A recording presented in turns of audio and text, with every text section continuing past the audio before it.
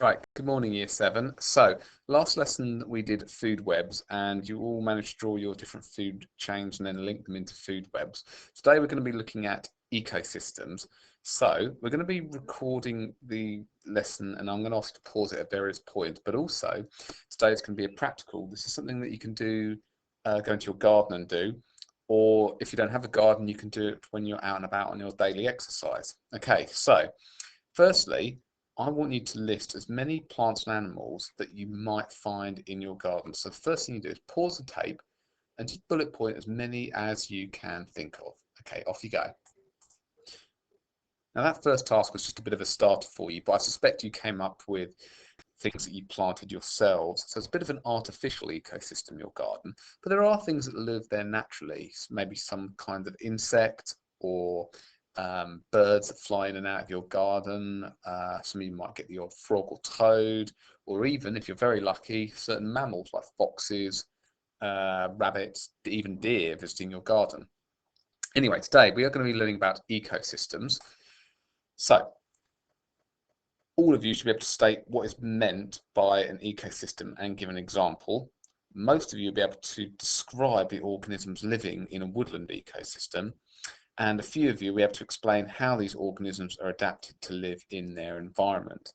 So, the first thing you need to do is have a quick look at this video. Now, I've put the link into the chat, and I will put it up again at the beginning of the lesson, but have a quick look at this, and I want you to make 5 clear bullet points about what an ecosystem actually is.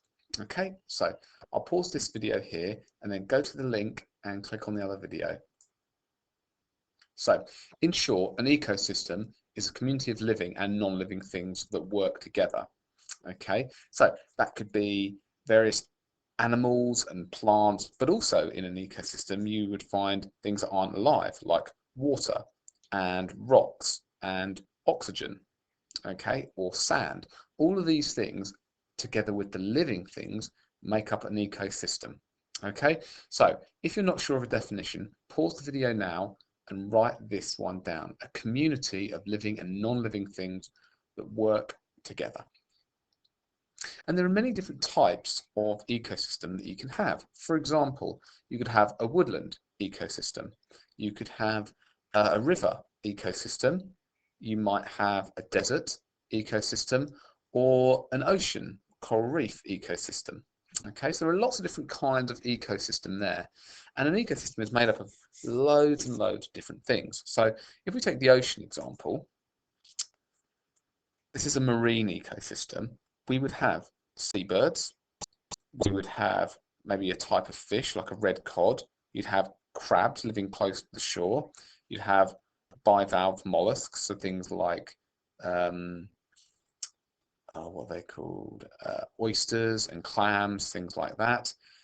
Going a bit further, you might have a squid.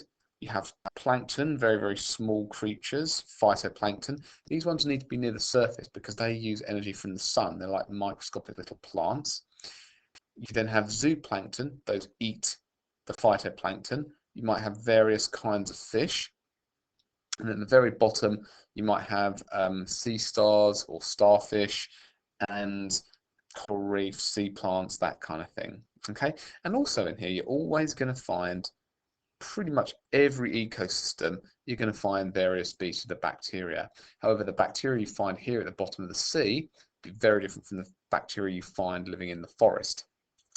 Okay, so what I would like you to do now is try and think of as many ecosystems as you can. Now, I prepared before and I could think of 15 different ecosystems. So pause the video and write down as many different ecosystems, places or different environments where living and non-living things come together. Okay, off you go.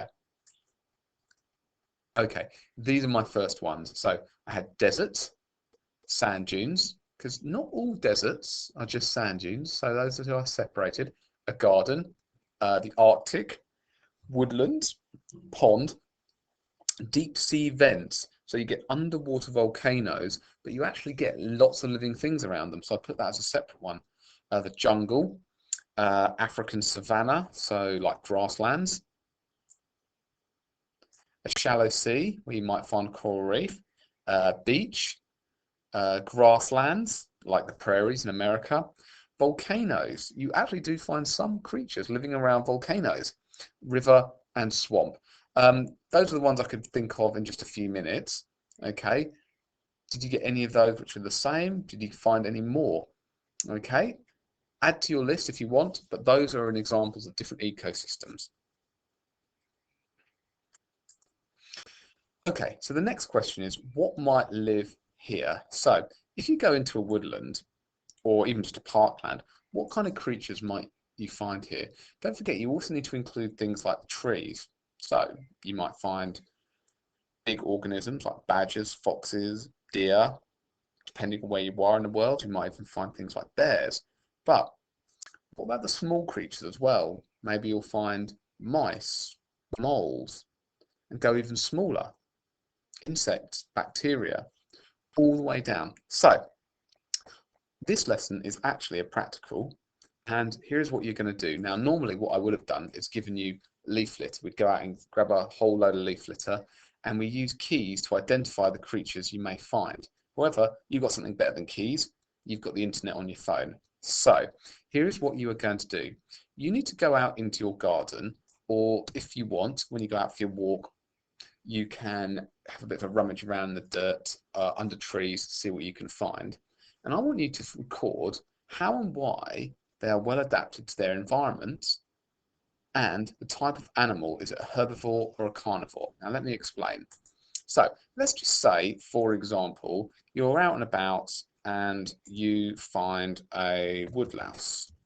Pretty simple organism. Let's just make that a bit smaller so it fits in.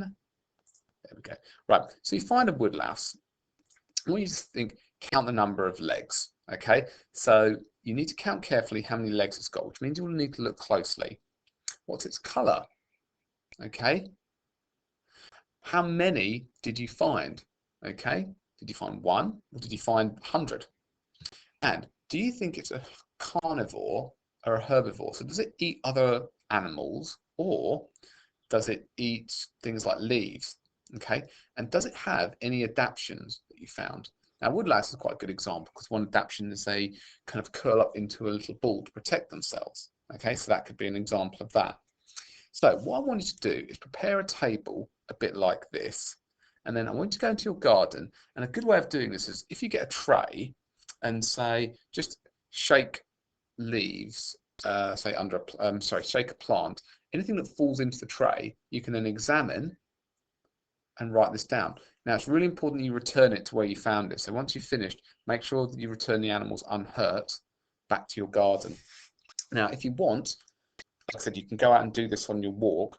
You can probably only stop for a few minutes. Obviously, you've got to do the whole social distancing thing. But maybe if you walk through a park or a small section of woodland near your house, you can prepare a table like this and just go out and see what you can find. You could even shake them onto the surface of your book, examine them, and then just shake them off, put them back into the undergrowth, and then try again with something else. Okay, so this lesson is very much practical, you getting out and about.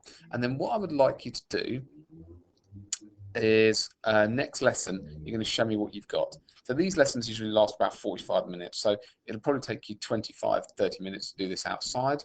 And then I would expect you to find a minimum of between 5 and 10 different creatures, okay, in your undergrowth. Now, usually the bottom line is it's probably going to be things like insects and spiders. So I'm hoping none of you are grossed out by that. But there we go. That's the challenge for today. Okay. Feel free to employ parents to help you with this one or older brothers and sisters. And yeah, good luck.